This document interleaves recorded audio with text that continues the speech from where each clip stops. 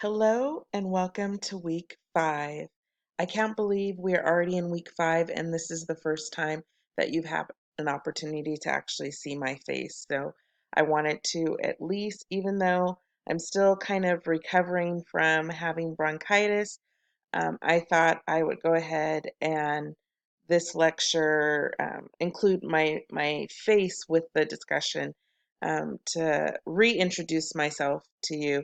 I know many of you know me already as you've had other classes with me in the past, but for some it's been first time having an opportunity to work and learn together. And so welcome to week 5. I can't believe we're so close to week 8 and you all are pushing through and persevering to ensure that you complete this class successfully. So I wanted to jump into week 5 and just talk through all the different things that you'll have to do for this week's assignment. So recognizing this week, not only do you have readings, you have an article, and you also have a video that you will need to review, as well as doing your discussion board. And please allow time to begin to look into and research your critical assignment. The sooner you start to give it some of your attention, the easier it'll be on the tail end. Remembering that it's due by day 5, not by day 7 for week 8. So just a reminder that you're giving some attention as you have a lighter workload in some of the weeks here to come, especially week 5, with only a discussion and 2 chapter readings and an article and a video. So just make sure that you're giving that your attention as well. So this is your discussion for this week. I'll work my way backwards. So you will need to answer the question for this week's discussion. Why are hitting, slapping, punching, etc. considered abuse when a boyfriend does it to a girlfriend, but not when it happens among siblings? Do you believe parents should be held legally accountable for sibling maltreatment? How does corporal punishment increase the likelihood of those children becoming violent toward their parents? What does scripture have to say about physical discipline of children? So there's quite a few components in that discussion. And this is your only focus for this week, other than the readings. So I would like to see the readings included, as well as biblical reference included, and not just your personal opinion. Remember, as you're working towards your completion of your degree, this is 400 series. I know you get tired of me saying that every week, but we really need to start developing and building upon that as you get closer to graduation and being able to cover multiple points, um, pulling the credibility from the research that's needed through the textbook and or articles. Remember APA format, and I need to see the references throughout your discussion. Once you've completed your discussion, I ask that you go back and you respond to at least 2 of your classmates. This is, as an online class, this is how you're building your rapport and getting to know your peers. So I encourage this discussion. Minimum 2, unless you're overzealous and want to do more, feel free to do more as well. You also have a video that you will need to review. It's regarding elder abuse, and it was created from the University of California at San Diego. So, really good information. Sad to see that this truly happens, but make sure you take time and allocate this week to review this video. In addition to your readings, in addition for your readings for this week, you have an article here that needs to be reviewed. And I'm going to click on it so I can scroll through. And remember, last week I shared with you opportunities to enhance the reading that you have to do. Not to say that you do not complete the reading, but it allows you to get a better understanding of the information that you have to review. And so this one is about 9 to 10 pages in regards to the actual reading, 11 inclusive of the references. This is Family Profile of Young Offenders Who Abuse Their Parents, a comparison with general offenders and non-offenders. This is something that happens quite often, sadly, um, with in our society, where the children either just from their behavior of the parents allowing them to speak to them and treat them inappropriately, it could have started at a young age, or often it's once the children become adults that they then start abusing the parents. And so it varies. There's really good statistic in here, especially here in this first part of the article. It talks a lot about from data from the United States and Canada, between 7 and 18% in two-parent families, increasing to 29% in single-parent homes. And this just shows that it is something that is occurring um, throughout our state and throughout the United States and throughout the world as a whole. And really just looking for more information to support someone that is going through this type of situation and give them the resources that they need to be able to identify some of those um, triggers, things that stand out, and just giving you better awareness if you come across this in your career or as you complete your field of study and writing your dissertation. So, really good information. Like I said, it's very disheartening to see that individuals actually have to go through these type of challenges, but the more awareness that we build, the better off that we are able to help those that really need these type of resources. And so, just to reiterate from my lecture last week on reading these articles, really good to start with the abstract. Then I like to jump to the conclusion, because that gives me an idea of what I'm looking out for as I'm reading the article. And then I come back and then I start scrolling through and really diving in and really getting a better understanding of what I'm reading. And so it allows to help with the better clarity of comprehending comprehension of what you are intended to learn from the outcome of this study. And so hopefully that little tip that was given helps in regards to completing your article type readings. Textbooks, a little bit different. I do like to start with the beginning, then kind of sometimes I go to the end. Other times I kind of skim to see what the highlights and the chapter headings or discussion headings are. And that helps me to get a better idea of what I'm intended to learn. And then I go back through and start doing the reading. And so again, everybody has their own way of diving in and doing the reading, but I just thought I'd offer those tips that could hopefully help in your understanding and comprehending a lot of this information that's being given to you each week. I know a lot of statistics are included in this. Um, some of you are managing family, friends that you might have known that have gone through this. Some of you are already working in the field and dealing with these type of challenges on a regular basis. So I hope the research behind it and the studies that are provided are helping you to get a better understanding and non-judgment for those individuals that may be going through some of these topics that we're discussing, and recognizing that it's not necessarily uh, the the individual's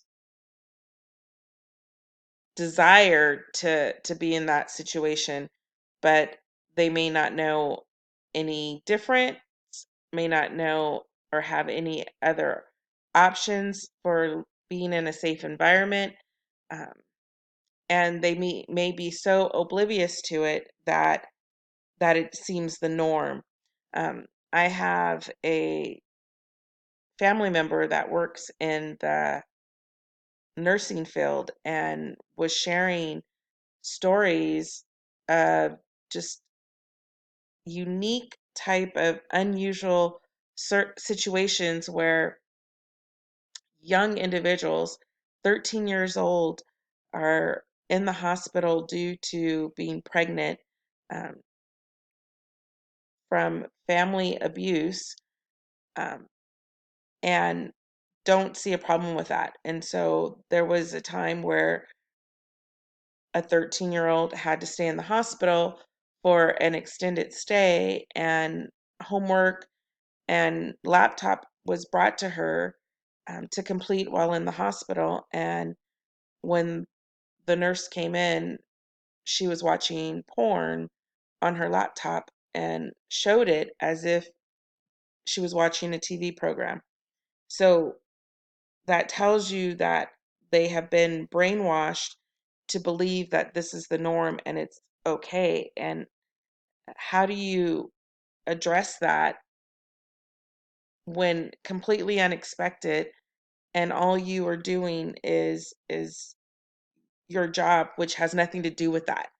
And so these type of classes and textbooks with the very detailed, explicit data, statistic, research findings that you are reviewing as we move into week 5 is just more of an opportunity to help you gain awareness, as I have said throughout, but really get a better understanding. So as you have to approach these type of situations, if you have to approach these type of situations, uh, you better know how to address them and still be that support system and helping them to understand they are not at fault for, what has happened to them.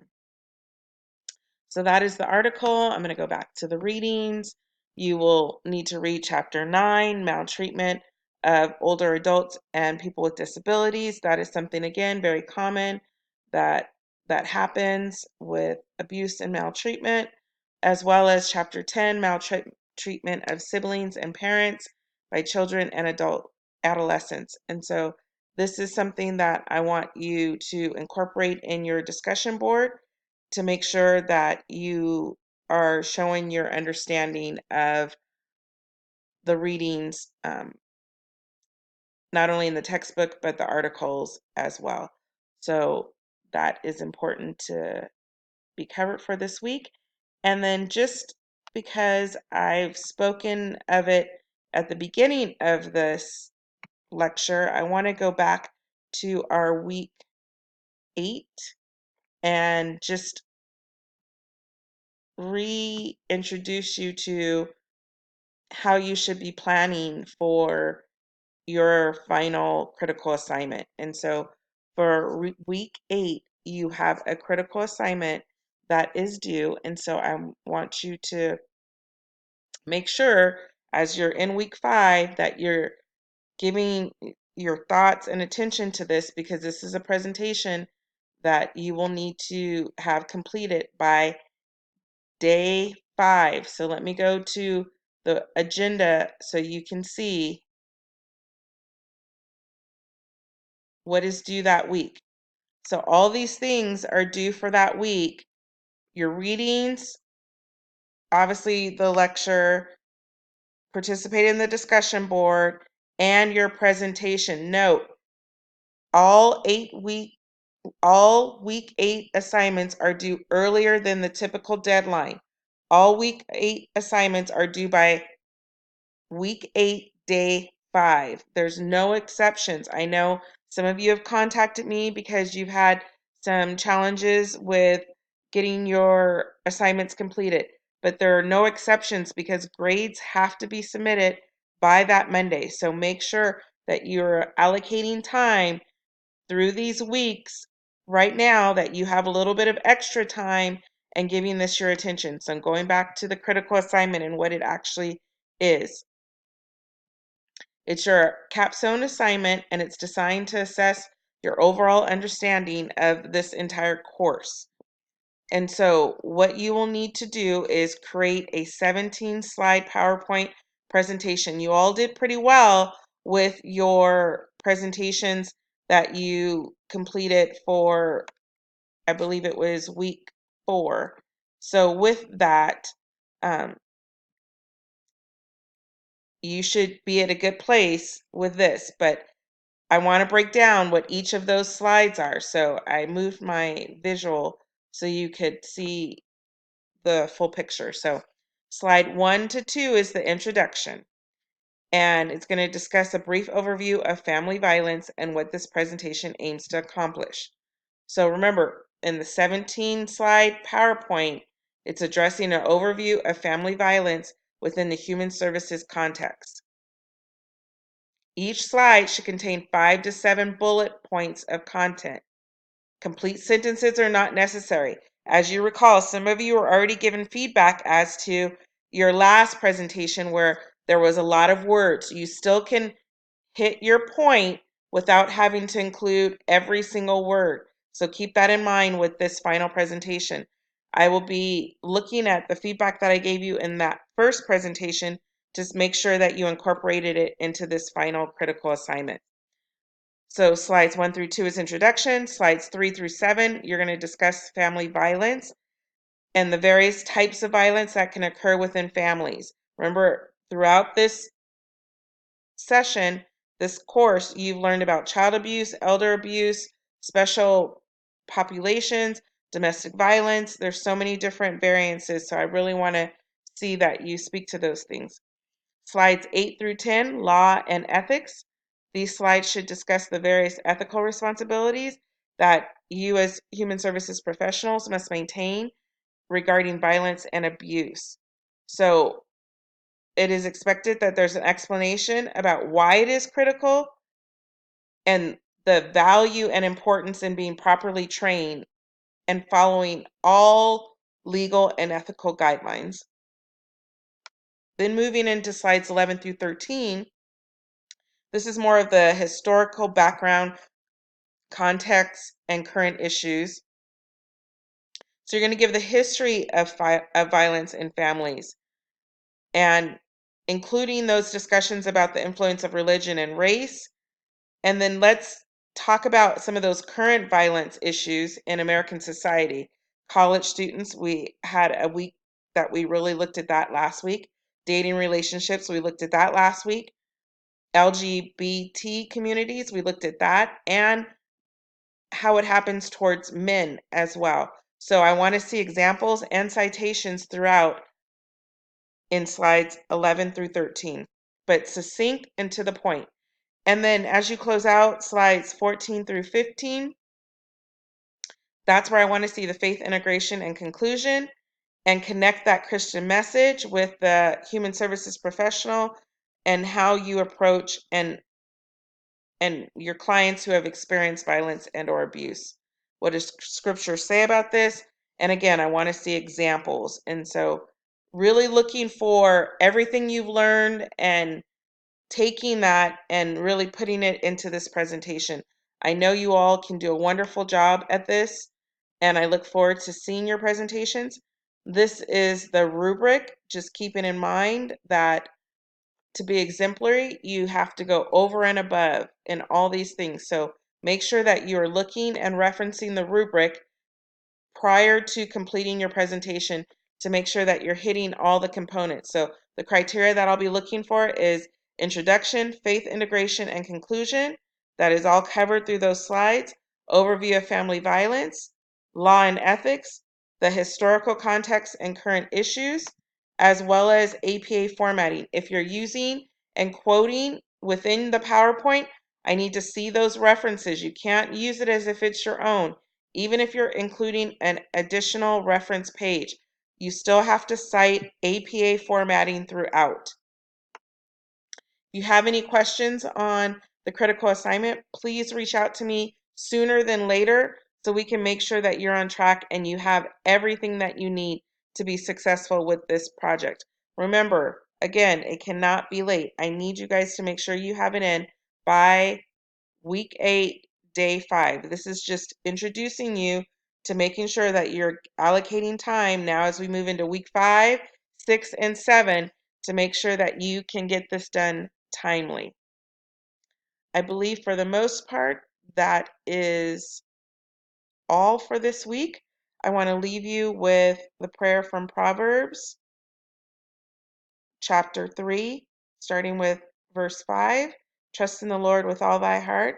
Lean not to thy own understanding. In all thy ways acknowledge him, and he will lead thy path. And I leave you with that verse because that is one that is near and dear to my heart. And I refer to that more often than not because so often we need to trust God and not get caught up in our own thoughts and our mental model of what we think it should be, but to let go and let God. And if you're having challenges, if you're having struggles, if you have uncertainties, if life is great, however or whatever the case, I just reassure you to just either continue to or put your eyes on God and let him lead you in the direction that you shall go, and you will know that you will do all things for the greater good of his purpose and what he wants you to accomplish in life. And it's not always easy and it's never ever clear, but if we put our trust in the right place, he will lead us. And when we're uncertain, we just say, lean not to our own understanding, but in all thy ways acknowledge him, and he will lead our path. And so I hope you are encouraged by that verse. I hope you are encouraged by this lecture and knowing that you will continue to have my support. And I'm here to answer any questions that you have as you continue to be successful in completing this class. I leave you with great encouragement for this week. And until we meet again, take care. Goodbye.